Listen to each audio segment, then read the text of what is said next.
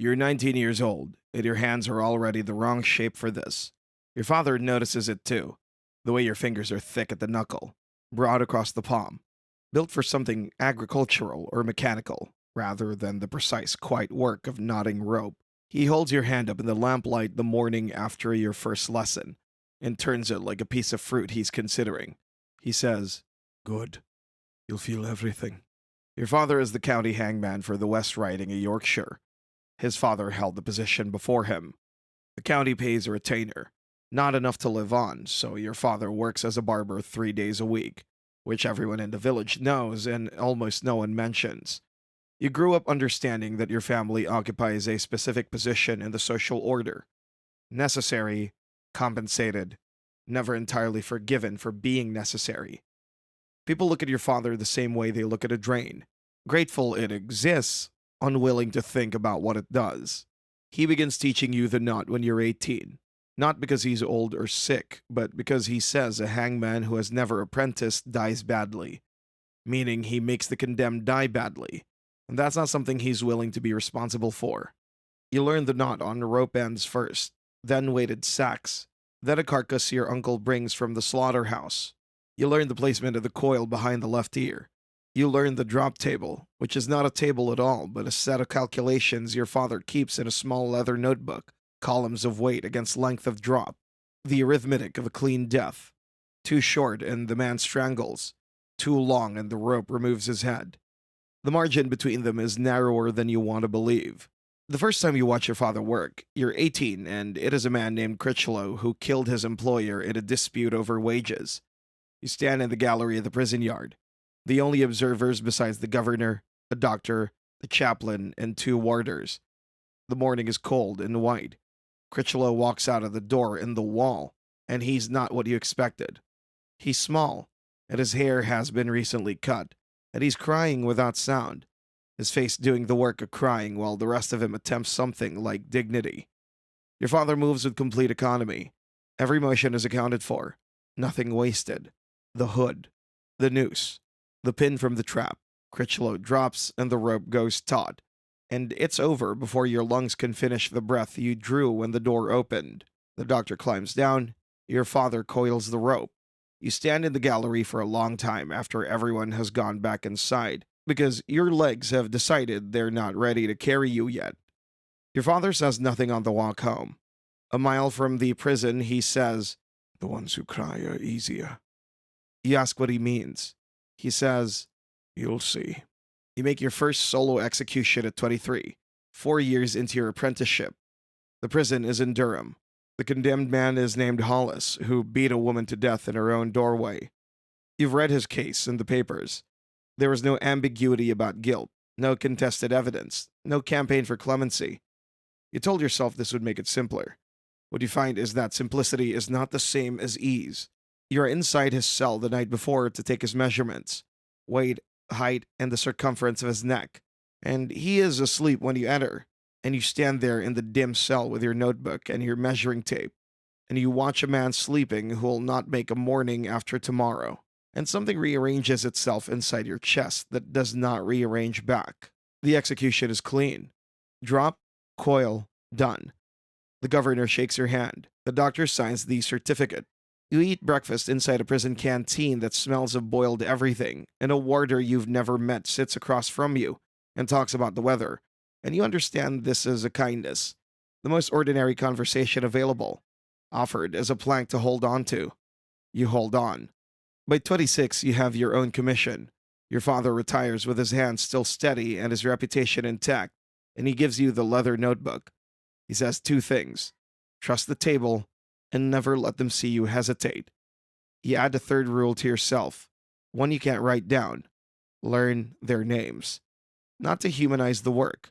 The work cannot afford to be human in that way, but because you believe that a man who goes unmemorable to his executioner has lost something even the law cannot justify taking. You say their names to yourself in the morning, just once, quietly, before you enter the yard. You're 31 when you make the first mistake of your career. The condemned is a man named Ackroyd. Light, lean, barely 10 stone. And you calculate the drop accordingly. What no one told you, what no one knew to tell you, is that Aykroyd has a condition of the spine, a weakness in the cervical vertebrae that the prison doctor did not discover because no one thought to look. The drop is cleaned by your table. The result is not. You know before the rope stops moving.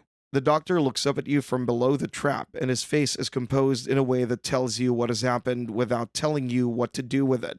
The governor speaks to you privately afterward and uses the word unfortunate 3 times, which is one more time than you can stand. You walk home. You do not sleep. You go through the table again and again until dawn, and you cannot find the error because there was no error, which is worse than finding one. You apply for a formal review. The review clears you. You carry it anyway. At 34, you execute a woman for the first time. Her name is Marsh, Ellen Marsh, and she poisoned her husband over the course of 8 months with arsenic administered to his food. The trial produced evidence that her husband had beaten her regularly for 11 years, a fact the jury heard and weighed and set aside. This is not your jurisdiction. You've understood from the beginning that your jurisdiction is the few minutes between the cell door and the trap, and nothing outside of it. But you're a human being, and Marsh walks out into the yard with more composure than most men you've executed. And she looks at you before you place the hood, and her look is not an appeal, and it is not anger, and you cannot name what it is. You say her name quietly, before you enter the yard as you always do. After, you sit in the prison governor's office, and he offers you brandy and you take it, and neither of you speaks. You don't tell your wife about Marsh. You don't tell her about most of them. She knew what you were when she married you. She grew up in the same county. Everyone knows the family trade, and she's never asked you to describe the work, which is its own form of love. But there are nights when you sit at the kitchen table after she's gone to bed, and you lay the notebook open and run your finger down the columns, the weights, and the drops, the careful arithmetic of it, and you're looking for something you cannot name. Evidence, maybe, that the work is what you've always told yourself it is. You're 38 when a case breaks open the country. A man named Carver is convicted of murdering a child in Leeds. The evidence is almost entirely circumstantial. A witness saw someone matching his description near the street. A neighbor who said he once made a comment she found strange. A pair of shoes that may or may not match a print. His barrister argues for months. Petitions circulate. 2 MPs speak in the Commons. None of it changes the sentence. You receive the warrant. You do what you've always done. You read the case file. You enter the cell to measure. You calculate the drop. Carver is 24 years old, and he looks at you during the measuring and says, very quietly, "I didn't do it." You say nothing. That is the rule. You say nothing, because you cannot adjudicate, because that's not your function, because if you let that sentence land fully, it'll put you on the floor. You say nothing, but you hear it. The execution is clean. 2 months later, a man in Manchester confesses to the child's murder, and his confession contains details that were never made public. Carver's name is cleared in the papers. His mother is interviewed on the steps of the Home Office. The Home Secretary expresses regret. No one comes to speak to you. You sit with a leather notebook for a long time that evening. You don't burn it. You don't know why you don't burn it. You close it and you put it in the drawer, and you sit in the kitchen until your wife comes downstairs and finds you there and sits across from you without asking anything. She makes tea. You drink it. Outside the window, the town goes about its business. And inside the kitchen, there's just the 2 of you and the sound of the clock. And you're grateful for the clock, because it means time is still moving, which means you're still inside it, which means there's still something left to account for. You retire at 52. 41 executions over 26 years. Your hands are still thick at the knuckle. The notebook goes in the drawer permanently and stays there. Your son is 12. He asks you once at the dinner table what it feels like.